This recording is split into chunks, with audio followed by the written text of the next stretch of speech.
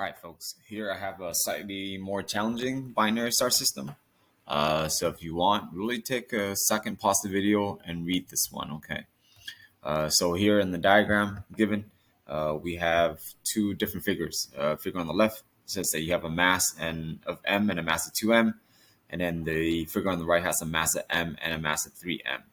And the mass of m is given in the statement that it is the same distance from the center of mass in both diagrams. And the question essentially asks us to find the ratio between T1 and T2 and find what this n is, okay? So essentially we have to prove something and then just kind of find what the value of n is. But to do that, you do have to set a binary star system. All right, so let's go ahead and knock this out. All right, so we first want to go ahead and set up f of c and f of g for both of these diagrams, because that's the physics that's essential for these types of binary star systems.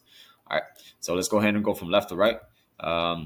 The diagram, or excuse me, the problem states that the distance of the lighter star, in this case mass m in both diagrams, is the same distance away from the center of mass. So here I have a green arrow indicating that it is some unknown distance d, but it is the same distance in both diagrams. So on the right diagram, I will also go ahead and call that d, and that's essential in this particular problem. Okay, so the distance of mass m relative to the center of mass is the same in both diagrams. All right, so what I don't know is the distance from the center of mass to the mass of 2m on the left diagram. Because I don't know it, I'll just go ahead and call it r1 in this case. You can call it whatever you want. I'll just use r, and I'll call it r1 because it is the first diagram, again going from left to right. And I will do the same strategy here on the figure on the right. I don't know what that distance is, and so I'll just call it r2. Because we don't know what those things are, just label it for what it is. Don't force it. All right, so go ahead and apply f of c and f of g. By definition, the centripetal force function is mass times velocity squared over the distance relative to the center of mass. Okay, so in this case, by definition, the distance from center of mass in the left diagram to mass m, which is the perspective that I'm choosing to do because that is the condition given in this particular problem. It tells you m is common in both diagrams and the distance is the same. So I've chosen the perspective of mass m. So the physics I'm setting up is with respect to this mass m on the right of both diagrams. So mass is m here. Again, I'm not using 2m because I've chosen to use m because that's easier to do. And the speed, I don't know what it is. I'll keep it as v. And the distance, again, touching from the center of mass to mass m, I just happen to call it d in this diagram. You can call it whatever you want. So the function for f of g is g mm, but in this case the masses are 2m and m, and the distance by definition in f of g is the distance between the two objects. So in this case, the distance d only brings me to the center of mass, but I still have to go from center of mass all the way to the mass 2m, and that is the distances r1. So you have to add both these distances up. That gives us the distance between the two masses. So it's important that you apply these definitions properly. If not, you will run into a lot of headaches. Okay. So in the denominator, I have d plus r1. Again, you can write r1 plus d if you like. It doesn't really matter the ordering, the summation there. But just make sure you use parentheses and that the square needs to be present in the f of g function. All right, from here, we can go ahead and cancel m out on the left and right. And then we can just simplify that down. And then from here, we can go ahead and break v up. The reason we want to break v up is because these question essentially asks us to compare or find the ratio between t1, which stands for period, and t2. So we have to introduce the period variable in your function. All right, so v is just distance divided by time. Here, distance is 2 pi r. In this case, r is d because the circumference, the circumference of m is going to trace out on the outer circumference, but the radius is going to be a distance of d. So in this case, since I'm referencing the mass m on the right, it traces out the bigger circumference, and the radius for that big circumference just happens to be d in this case, which I've decided to call d. So it'll be 2 pi r, but instead of r, it is now the variable d, and over t, which is the period of orbital, which I have been to call it T1 because this is the left diagram, which I reference as diagram 1, and over the distance as well. So I've carried that down. D is just carried down. All right. So here On the right side, nothing has changed, so I'll leave it as that. And then if we like, go ahead and distribute the square to the numerator here. So 2 square gives you a 4, pi square gives you pi square, and then d square gives you d square. But then I will go ahead and cancel out the d square on top with the d on the bottom. D square, and there implies that it's d times d, so I can go ahead and cancel that exponent out in the d term there. Just to clean up a little bit. You don't have to, but why not cancel stuff out if it's possible? All right. So that leaves us with the cleaner version of 4 pi squared d over t1 square equal g, capital G, times 2 times m over d plus r1 square. And then we can follow the same process for the second diagram here. So I'll go a little quicker. It'll be mv square. Again, the perspective here is m, so make sure you plug in the right mass. And then over d, d is the same in both diagrams because that's what the problem tells us. The distance from the center of mass to the lighter mass, which in this case is m, is the same. So I kept it as d. Here, the only thing difference here is the numerator will have a mass of 3m times m, and then the denominator is d plus r2, which is my unknown distance from 3m to the center of mass. Okay. So we can just follow the same process. M cancels out, and we can clean it up a little bit, and we can replace V with 2 pi d again over T2. This is now the second orbital period. We don't know if it's the same, so therefore we have to solve for it. The question asks us to find again T1 over T2. So here we want to introduce T2. Okay, so V is 2 pi r over T. R is replaced with d in this case because it is the radius of the outer orbit, and then T2 is the second orbital period here. Don't forget the square, and then over the denominator, which hasn't changed, over here, the numerator is as 3m. And then from here, we can distribute the square again. So it'll be 4 pi squared d squared over T2 squared d. And then notice the d cancels out again. And then clean up a little bit. That leaves us with that function that it just came up on the whiteboard, or came up on the screen. And then from here, we need to figure out what the center of mass is, what the distance r2 is, okay?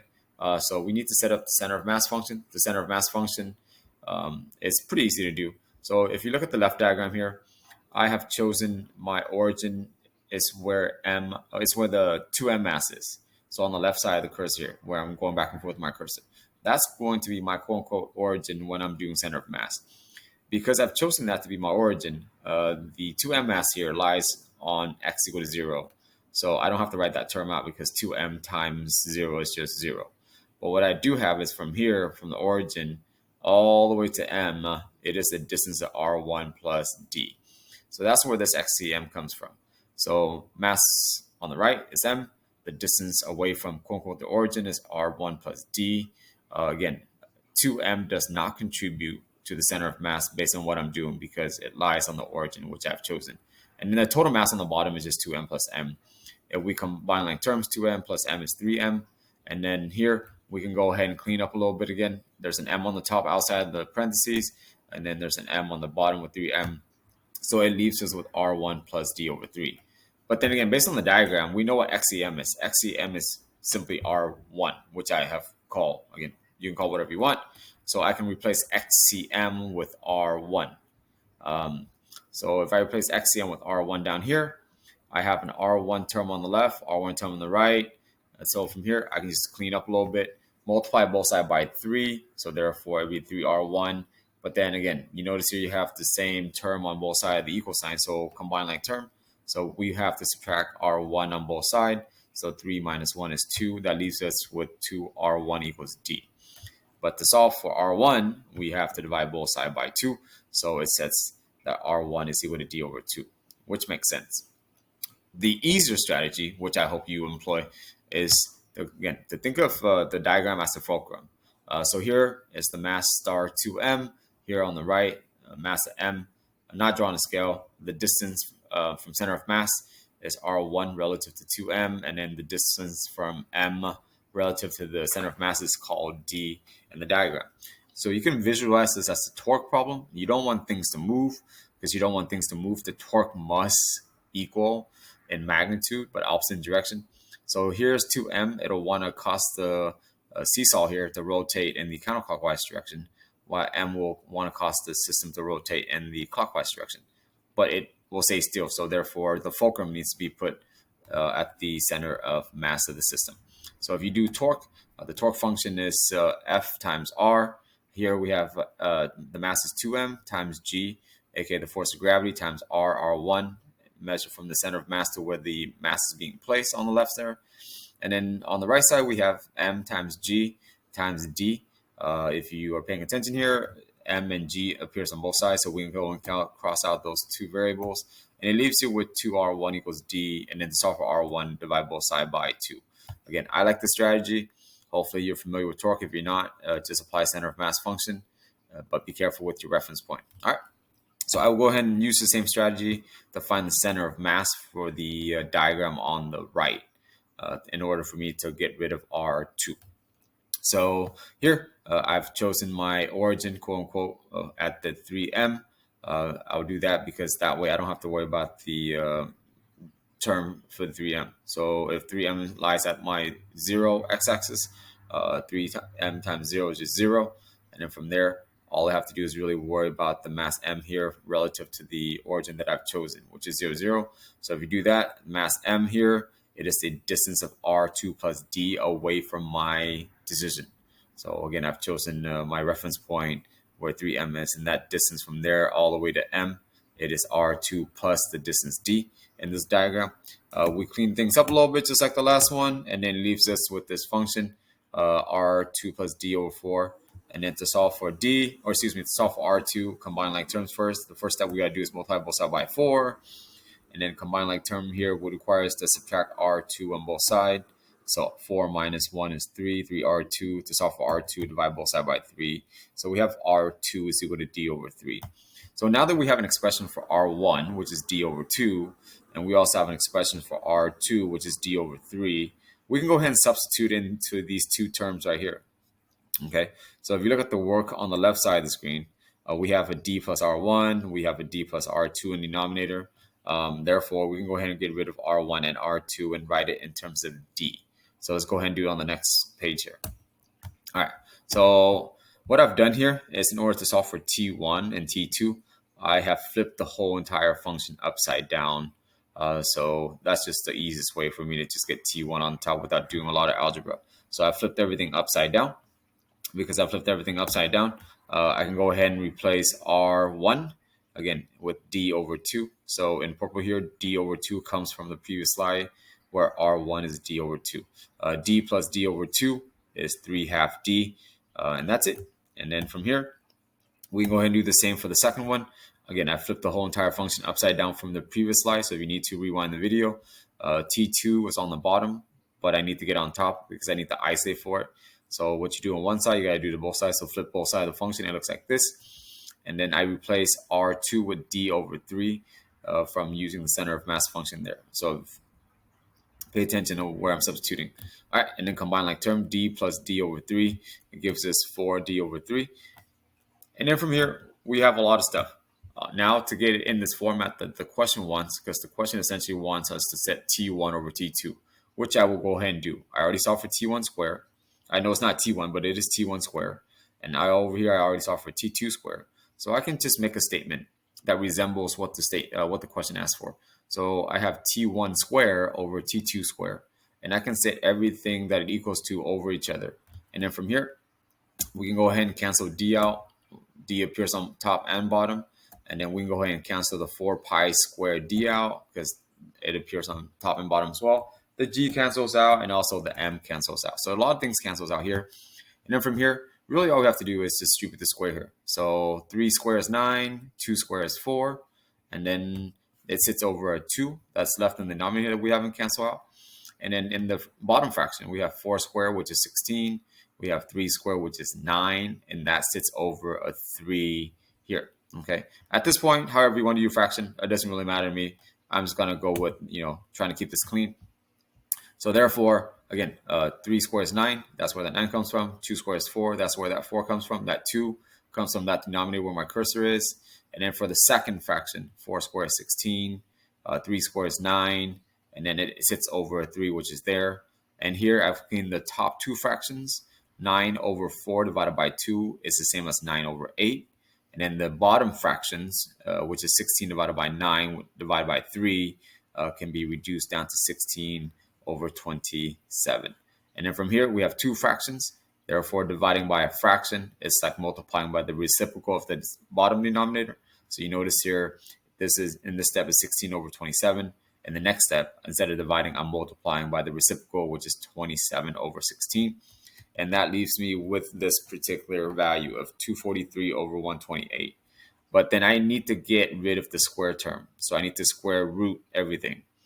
Okay, so because the question gives us a statement of T1 over T2, this statement that I have here is T1 square over T2 square, which is easy to get rid of. Get rid of the square by square rooting, but what you do on one side, you got to do to both sides.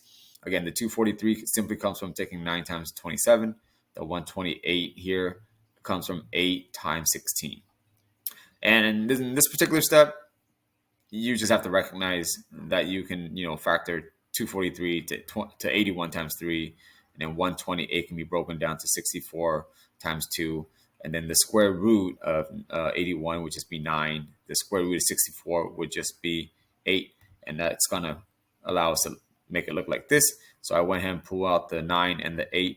Okay, the square root of 81 is 9. The square root of 64 is 8, which leaves us with radical 3 over 2, which kind of looks like what the question is essentially asking for. Okay, but we're not done yet. The question asks for n.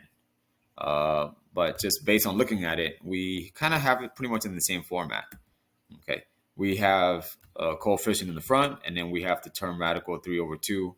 Therefore, at this point, you just have to recognize that n over 2 is the same as 9 over 4. Okay, so we can just make that statement. N over 2 is indeed 9 over 4, and therefore to solve for n, we multiply both sides by 2, which yields n is equal to 18 over 8, which can be reduced down to 9 over 4. Or if you want, you can just cancel. Here's the 2 on the left side. That 2 is going to cancel with the 2 and the 8 here, which will make the 8 into a 4. All right, and that is that. So if you need to, watch it a little slower and understand this problem. I think this problem is interesting. All right, stay nerdy, don't be whack. I hope that helps.